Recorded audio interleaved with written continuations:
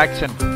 Finally आज खूप खूप खूप महत्त्वाचा दिवस आहे आणि मी प्रचंड एक्सायटेड आहे कारण की काहीतरी सॉलिड होणार आहे आणि हे सगळं असं वास वगैरे बांधून जाते कारण की सिरियसली मी ज्या दिवसाची खूप वर्षांपासून वाट बघत होते.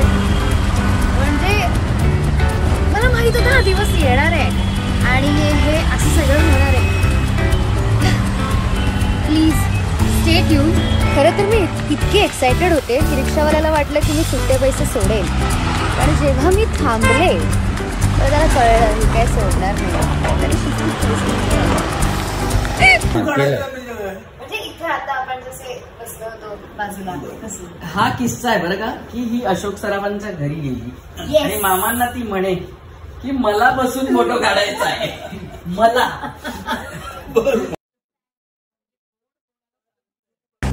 मग मी इथे बसू का? आपण काय कामासाठी आले आपण तुम्ही सबऑर्डिनेट तुम्ही कोण काय माहित नाही. आणि तू मला सांगतेस का मी तुला सांगतो? तुम्ही मला सांगा तू काय सांगणार? मी कुठे बसू? झाले तुझे खूप मोठं आले. अशोक सराफ यांच्या घरी आहे आणि मी त्यांच्या समोर बसून गप्पा मारते.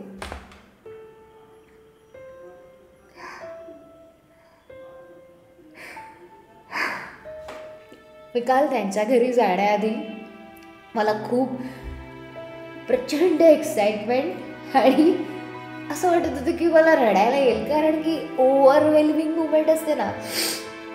म्हणजे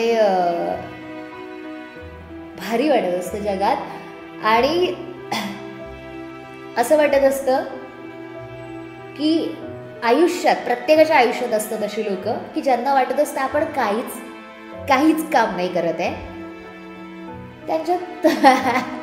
त्यांच्यासाठी मी चपराक असू शकते. म्हणजे त्यांना असं वाटतं की काय चाललंय एवढं मोठं काय ह्याच्यात काय. दिस इज माय वर्क. हे मी करते आणि इथे पोहोचण्यासाठी खूप कष्ट लागतात, मेहनत लागते, स्वतःला प्रूव्ह करावं लागतं आणि हे सहज कुणालाही शक्य नाहीये. हे कुणालाही शक्य नाहीये. शिवाय त्या व्यक्तीला भेटून त्या व्यक्तीच्या आयुष्यातले अतिमहत्वाचे 3-4 तास आपण घेणं दिस इज नॉट पॉसिबल राईट. म्हणजे असं वाटणं किती स्वाभाविक आहे ना की ते इतके मोठे कलाकार आहेत तर त्यांच्याकडे किती वेळ असेल. प्रचंड मोकळेपणाने गप्पा मारत होते. म्हणजे मी कसं सांगू मला खरंच आनंद होतो इतका की शीट. म्हणजे मी स्वतः ड्राईव्ह करत मी त्यांना म्हटली मी त्यांच्यासोबत शेअर केली ही गोष्ट की मी त्यांना म्हटलं की अशी बनवाबनवी मी कारमध्ये ड्राईव्ह करत असताना सुद्धा ऐकत असते. म्हणजे माझा म्हणजे इनफॅक्ट सगळ्यांचा जो तो पिक्चर पार्ट झाला आता पार्ट. आणि सिरियसली मी इतक्या गोष्टी शिकले गप्पांमधून. पोलाइटनेस. दुसरी गोष्ट सगळ्यात महत्वाची ऐकणे.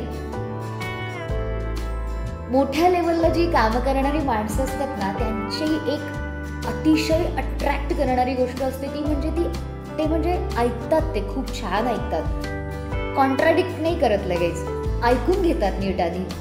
त्यांच्याकडे इतका अनुभव गाठीशी असतो तर असं वाटतं की बापरे ही गोष्ट शिकण्यासारखी. आणि आपण म्हणजे एस्पेशली माझ्या वयाचे जे आहेत सगळे आपण इतके चंचल असतो इतके म्हणजे आपल्याला इतके डिस्ट्रॅक्शन्स आहेत. अर्थात हे एक्सक्युजेस किंवा काही असू शकतं पण अगेन आपल्याला त्यांच्यासारखं कंट्रोल मिळवता येणं जमलं पाहिजे. म्हणजे ती खूप मोठी गोष्ट आहे. शिवाय आता ते खूप मोठे ॲक्टर आहेत तर त्यांच्याकडून मी अभिनयाशी रिलेटेड काही प्रश्न विचारले त्यांना आणि मग आम्ही अशी बनवाबनवीवर बोललो. असं झालं की म्हणजे ही माझ्यासाठी एक लाईफ अचीवमेंट मुवमेंट होती. मी खरं सांगते एक गोष्ट खूप मनापासून शेअर करते जे मी करणार नव्हते कदाचित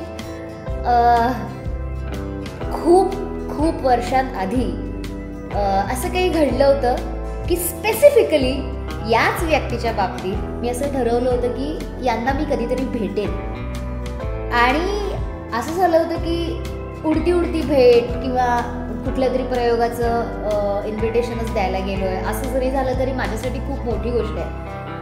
पण जे मी मॅनिफेस्ट केलं होतं खूप वर्षांपासून ती गोष्ट प्रत्यक्षात घडली. आणि नुसतीच घडली नाही तर मला माझी अशी मोमेंट सेलिब्रेट करता आली त्यांच्याबरोबर. म्हणजे मी सांगते एक गोष्ट, खूपच गमतीशीर असं झालं. आता ऑफकोर्स आपण एवढ्या मोठ्या व्यक्तीच्या घरी गेलोय, आपण थोडे ऑकवर्ड असतो, आपण नर्वस असतो, तर आपण असेच बसतो ना, असं नाही बसत एकदम गेल्यावर. म्हणजे माझं असं झालं, मी असे बसले होते. मग मी म्हटलं की सर सगळीकडे लाईट्स आम्ही चेक केल्यात आणि सेटिंग चेक केली, तुम्ही इथे बसू शकता, इथे व्यवस्थित प्रकाश आहे, इथे आपल्याला व्यवस्थित छान गप्पा मारता येतील आणि रेकॉर्ड करता येईल. तर मी जशी बसले होते ते पण तसंच गॉड, मी ते पण तसंच बसले. मी म्हटलं सर तुम्ही असं छान बसू शकता मोकळेपणाने. म्हणजे त्या व्यक्तीच्या खऱ्या आयुष्यात सेकंदाला ते जोक्स क्रॅक करत असतात. म्हणजे मी ताईला खरंच म्हटलं की अशा व्यक्तींसोबत नुसतं राहणं म्हणजे किती भयंकर कमाल गोष्ट आहे. म्हणजे आपण इतक्या वेगळ्या पॉझिटिव्ह लेवलचे इन्फ्लुएन्स होऊ ना, कारण की त्यांच्याकडे इतका अनुभव आहे. तुम्हाला कधी असं वाटलंय का की अरे यार माझा वेळ वाया जातोय, मी वाचनच करते पण त्यातून काही पैसे तर नाही मिळते, किंवा मी हे काम करते पण मला त्यातून काही असं फारसं आत्मिक समाधान वगैरे नाही मिळते, तर मी काय करते? माझे मित्र तर खूप पुढे चालले आहेत, मी झोपा काढते किंवा मी झोपा काढतोय.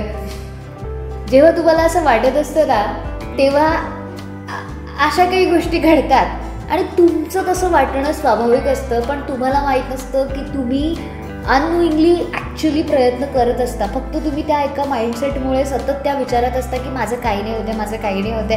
पण तसं नाही आहे. तुमच्या डोक्यात कुठेतरी तुम्ही आधी ते ठरवलेलं असतं की मला हे काम करायचं आणि तुम्ही ते अननोइंगली करत असता. आणि जेव्हा अशा गोष्टी घडतात ना तेव्हा असं होतं की मागून येऊन आपण सिक्सर मारतो. म्हणजे हे कमाल आहे. म्हणजे सिरियस मी खरं सांगते, आपल्याला असं बऱ्याच वेळेला वाटतं की आपण कोणीच नाही आहोत का, आपण काहीच नाही आहोत का, आपल्या आयुष्यात काहीच होणार नाही का, भयंकर प्रचंड वाईट लेवलचं डल फिलिंग येतं की असं वाटतं की मला नाही वाटत काही होईल आता, किंवा आणि ते नॅचरल आहे. प्रत्येकच वेळी काय अरे आपण सगळं करू शकतो, जग जिंकू शकतो असं काही वाटणं म्हणजे अननॅचरल आहे ते. असं इतकं नसतं कधी, खूप स्वाभाविक आहे त्या गोष्टी. कधी कधी असं नैराश्य वाटणं. पण जेव्हा आपल्या सतत मेहनत करत म्हणजे आपल्या प्रयत्नांमुळे, आपल्या सततच्या प्रयत्नांमुळे जेव्हा अशा गोष्टी घडतात ना तेव्हा आपला स्वतःकडे बघण्याचा दृष्टिकोन जो असतो ना तो खूप खूप बदलतो. म्हणजे आता मला असं वाटतं की या ठिकाणी म्हणजे तिथे त्यांच्याबरोबर बसून गप्पा मारण्यासाठी त्या ठिकाणापर्यंत पोहोचेपर्यंत जे मी स्वतःला डेव्हलप केलं, इम्प्रूव्ह केलं ते खरं होतं. म्हणजे ते गरजेचं होतं आणि त्यामुळे मी तिथे होते. म्हणजे कुठलीच मेहनत, कुठलेच प्रयत्न वाया जात नाहीत. ओ एक सेकंड, आम्ही निघत होतो आणि बऱ्याच वेळा असं झालं की आम्ही निघतोय, चला सर आम्ही तुमचा खूप वेळ घेतला, आम्ही निघतो आता. आणि मग आम्ही निघतोय तर तेच काहीतरी गप्पा मारायचं आणि इतक्या इंटरेस्टिंग गप्पा मारायचे की आम्ही गप्पा मारत ऐकत बसायचो. मग बॅग इथेच ठेवली आणि गप्पा ऐकतोय. हे जे आहे ना हे ते हसून दुखत होतं, पोट दुखत होतं. म्हणजे इतक्या गप्पांमध्ये इतके विनोद असे पेरले. म्हणजे एकेका वाक्याला एक विनोद असं होतं ते. म्हणजे झालं काय, आम्ही निघायचो, परत गप्पा मारायचो, निघायचो, गप्पा मारायचो. मग तेच म्हणाले 3 वेळा झालं ना आता आपण मग थांबवूया तिथेच. आणि आम्ही निघालो. मग पुन्हा त्यांच्या डायनिंग टेबलपाशी आलो. त्यांच्या डायनिंग टेबलच्या मागे एक खूप मोठी वॉल आहे जिथे सगळीकडे त्यांच्या ट्रॉफीज आहेत. आणि मग त्याच्याबरोबर तिथे फोटो काढले. अरे यार म्हणजे फोटो काढताना सुद्धा मी इतके फोटो काढले आम्ही की मी त्यांना म्हटलं, सर तुम्ही कंटाळले असाल ना. ते म्हणाले मला सवय आहे. म्हणजे असं नाही होत कधी. म्हणजे मी इतक्या मोठ्या कलाकाराला इतकं म्हणजे इतक्या जवळून किती हंबल आहेत हे एक्सपिरियन्स केलं. आणि म्हणजे आपल्या सगळ्यांना माहिती आहे यार, म्हणजे आपण त्यांचे पिक्चर, त्यांची नाटकं, त्यांच्या मालिका बघत इतके कनेक्टेड झालोय ना त्या स्क्रीनमुळे, नुसतं त्या स्क्रीनमधून त्या माणसाशी. तर विचार करा, मी प्रत्यक्ष भेटले आणि त्यांच्याशी इतक्या गप्पा मारल्या, तर मी काय भयंकर लेवलचा एक्सपिरियन्स केला असेल. म्हणजे जो आनंद आहे ना तो मी नाही सांगू शकत. इतका मी खरं सांगते, हा अनुभव माझ्यासाठी आयुष्यभर जिवंत राहणार आहे. फोटो काढताना तर मग आमचंच झालं होतं की ते उभे होते. मी म्हटलं मला बसून फोटो हवाय, मला उभं राहून नकोय. तर ते तुझी गंमत झाली ती वेगळी. मी त्यांचा ऑटोग्राफ घेतला जो तुम्हाला आता स्क्रीनवर दिसतोय. आणि तो ऑटोग्राफ माझ्याकडे राहणार आहे आयुष्यभर. आणि आदित्यने जेव्हा ऑटोग्राफ मागितला, मी वही घेऊन गेले नव्हते, मूर्खासारखी अशीच हात हलवत गेले. आदित्यने जेव्हा ऑटोग्राफ मागितला मागच्या पानावर, तर ते म्हणाले आधी सांगायचंच ना, कार्बन पेपर ठेवला असता. म्हणजे माझा फोन असा होता, असं झालं होतं माझं. ते आम्हाला दरवाजापर्यंत, त्यांच्या घराच्या उंबरठ्यापर्यंत, इतकंच नाही तर लिफ्ट पर्यंत सोडायला आले. म्हणजे असे लिफ्टचे दरवाजे बंद होतात आणि ते आम्हाला बाय करतात. माझं असं झालं, ओ गॉड, अशोक सराफ लिफ्ट पर्यंत येऊन बाय करतायत. हे कसं शक्य आहे? हे स्वप्न आहे, पण असं झालंय. आणि मी जसे आम्ही खाली आलो, मी सुप्रिया ताईला हे म्हटलं की ताई, खरंच तू या कामासाठी माझी निवड केलीस, त्याबद्दल मी खरंच खूप थँकफुल आहे. आणि मी तिला हेच म्हटलं की मला आणि आदित्यला त्यांच्याशी बोलता आलं, त्यांना भेटता आलं, यासाठी खरंच तुझा रिस्पेक्ट आणि मतकरी सरांचा रिस्पेक्ट, यामुळेच हे शक्य झालं आहे. आणि अगेन मी खूप ग्रेटफुल आहे. हा व्लॉग तुम्ही शेवटपर्यंत पाहिलात. मी तुमची सगळ्यांची माफी मागते एका गोष्टीसाठी की आम्ही ज्या गप्पा मारल्या त्या गप्पा त्या कार्यक्रमासाठी असल्यामुळे मी त्या अनम्यूट करू शकले नाही, कारण की ती माहिती आहे ती कॉन्फिडेन्शियल आहे, ती क्लायंटची आहे.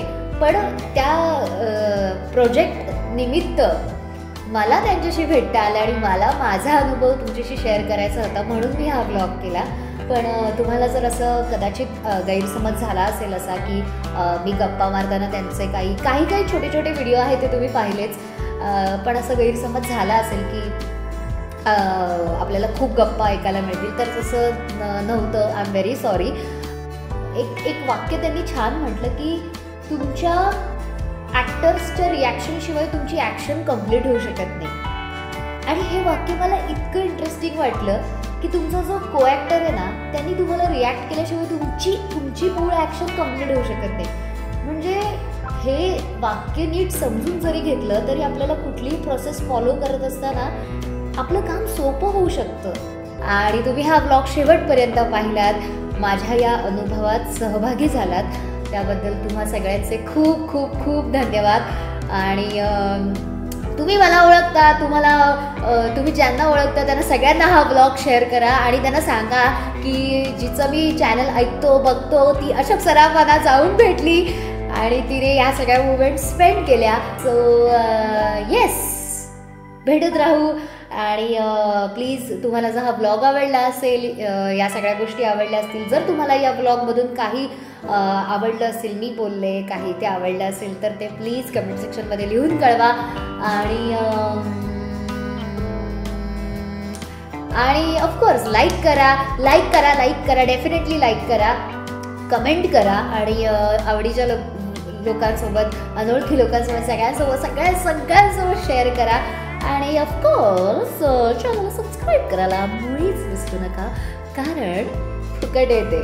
Thank you very much.